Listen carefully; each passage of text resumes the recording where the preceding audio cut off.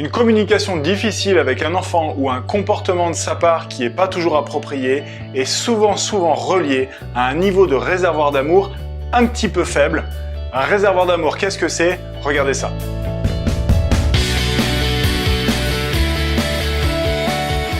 Bonjour à vous, je m'appelle Cédric, je suis le fondateur du site élevez-votre-vie.fr et dans cette vidéo sur l'éducation des enfants, l'éducation parentale, on va traiter de ce sujet qui est le réservoir d'amour. Chaque être humain est équipé d'un réservoir d'amour dans lequel il va accumuler ou pas l'amour qu'il reçoit de l'extérieur. Et souvent, un comportement d'un enfant qui est réactif, colérique, il fait des crises, bref, un enfant qui se sent pas bien et ça se voit, c'est souvent relié, pas que, mais souvent c'est relié à un réservoir d'amour qui est faible, alors qu'un enfant qui est patient, qui écoute, qui interagit avec nous, qui est plus calme, qui traverse plus facilement les périodes de frustration, est souvent un enfant qui va bien et qui possède en lui un réservoir d'amour suffisamment rempli. On va voir exactement ce que c'est et comment ça fonctionne exactement.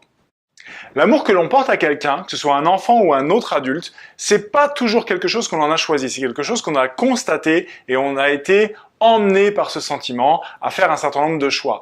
Cela dit, c'est pas parce que l'on n'éprouve pas forcément un sentiment d'amour intense vis-à-vis de quelqu'un que l'on ne va pas se comporter envers cette personne avec respect, avec bienveillance. Et donc il y a deux sortes d'amour, il y a l'amour sentiment et l'amour comportement. L'amour comportement est un gros avantage, c'est que c'est quelque chose qui peut être choisi de façon intentionnelle.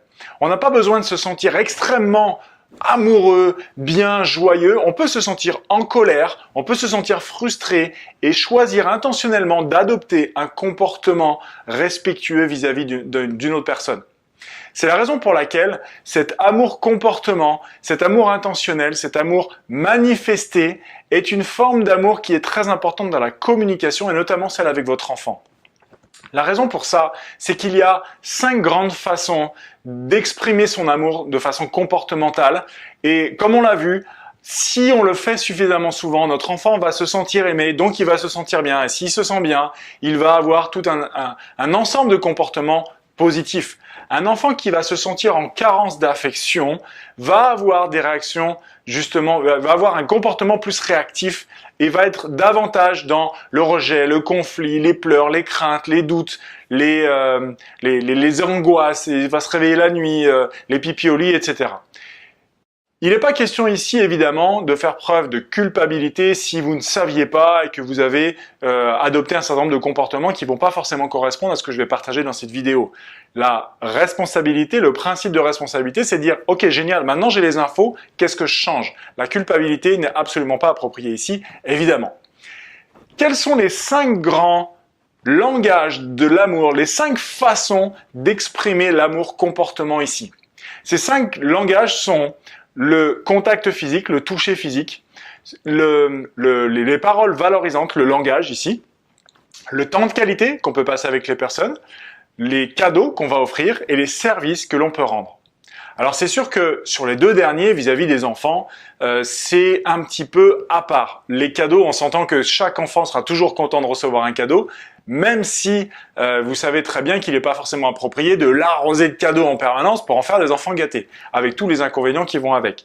Donc on va plutôt le mettre de côté. Les services rendus, on ne rend pas un service, en l'occurrence quand les enfants sont petits, je veux dire, avant qu'ils soient quasiment adolescents, il va être essentiellement question de les éduquer, de prendre soin d'eux. Donc les services, ça peut être quelque chose qu'on va plutôt mettre de côté, sauf à partir de, on va dire, 9-10 ans, où il y a ce genre d'interaction qui commence à s'installer. Mais vraiment, en dessous de 8-9 ans, on va rester plutôt sur les 3 types d'amour comportement principaux qui vont davantage les concerner. Le toucher physique, les paroles valorisantes et le temps de qualité. Le toucher physique, le contact physique est extrêmement important parce que lorsqu'un enfant se fait prendre dans ses bras, dans les bras par son parent, par la personne qu'il aime, il reçoit de l'amour de façon contextuelle, de façon matérielle. Il y a un lien physique qui se crée et évidemment un lien physique est bien plus fort qu'un lien oral ou dans lequel il faut le comprendre. Il y a donc quelque chose d'extrêmement important à jouer sur ce plan-là, N'hésitez jamais à avoir un geste vis-à-vis de vos enfants d'affection. Ça peut être une main sur l'épaule quand vous allez regarder pour leurs devoirs, ça peut être de leur tenir la main dans la rue, ça peut être de les prendre dans vos bras le plus souvent possible. Ce contact physique déclenche en eux tout un système d'hormones qui va les remplir de bonheur et qui vont leur permettre de savoir vraiment qu'ils sont aimés. Et évidemment, c'est pas quelque chose qu'il faut faire de temps en temps, c'est quelque chose qu'il faut le faire le plus souvent possible. Vis-à-vis des paroles valorisantes, des mots d'amour, ce sont des choses, je viens d'en parler, mais ce sont des choses qui sont aussi à faire. On va leur dire qu'on les aime, on va échanger avec eux, on va les féliciter pour ce qu'ils ont fait, on va décrire ce que l'on observe chez eux, on va leur dire qu'on les aime lorsqu'ils font ceci ou cela. C'est extrêmement important d'offrir des compliments, des félicitations, tout autant que je vais prendre un exemple concret parce que un enfant qui vient nous montrer un dessin, on n'a pas besoin de le trouver joli pour le féliciter, vous êtes d'accord? Sauf qu'un enfant ne va pas tellement s'attendre à ce qu'on lui dise « je trouve que ton dessin est joli ». Parce que si vous êtes en train de bricoler dans le garage, monsieur par exemple, et que votre petit garçon vient vous montrer son dessin, il fait « oui, oui, c'est joli », et vous continuez, vous avez dit « mais vraiment ça compte pas ». Il est intéressant ici de prendre un moment, de se connecter visuellement avec l'enfant et de dire « montre-moi ça », de prendre le dessin dans les mains. « Ah oui, et là je vois que tu as dessiné les ailes du papillon comme ci, comme ça, et tu as utilisé du orange, et moi je trouve ça joli. » Vous n'avez pas forcément félicité l'enfant, mais vous avez pris le temps de décrire son dessin et vous lui avez accordé finalement ce qu'il venait chercher chez vous, c'est « regarde papa ce que j'ai fait », et donc vous avez accueilli sa proposition à ce moment-là. Donc, ne pas non plus, évidemment, les paroles valorisantes, ne pas non plus arroser les enfants de félicitations surexprimées, trop abondantes, etc., ce qui serait évidemment inapproprié. Vous avez très bien compris qu'il faut rester sincère et authentique et dans une mesure juste.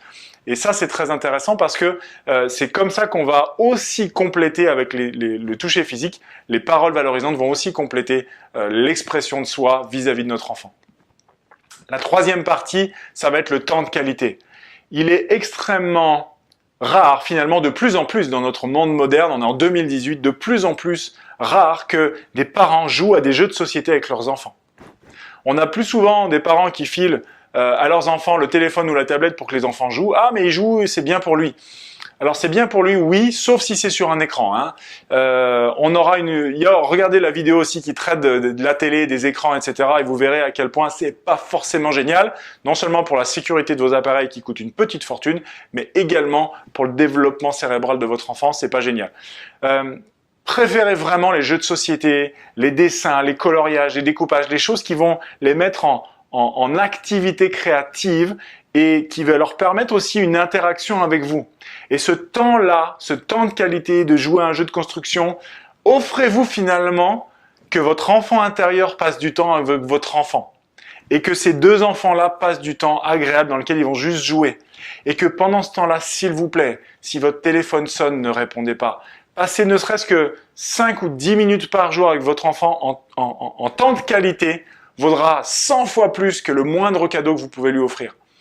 Et si jamais votre téléphone sonne pendant que vous jouez avec lui, eh bien profitez-en pour lui verbaliser. Ah bah tu vois, le téléphone de maman sonne, mais la personne va laisser un message parce que pour l'instant je suis avec toi. Et ça pèse lourd dans sa perception de à quel point vous avez de la considération pour lui ou pour elle.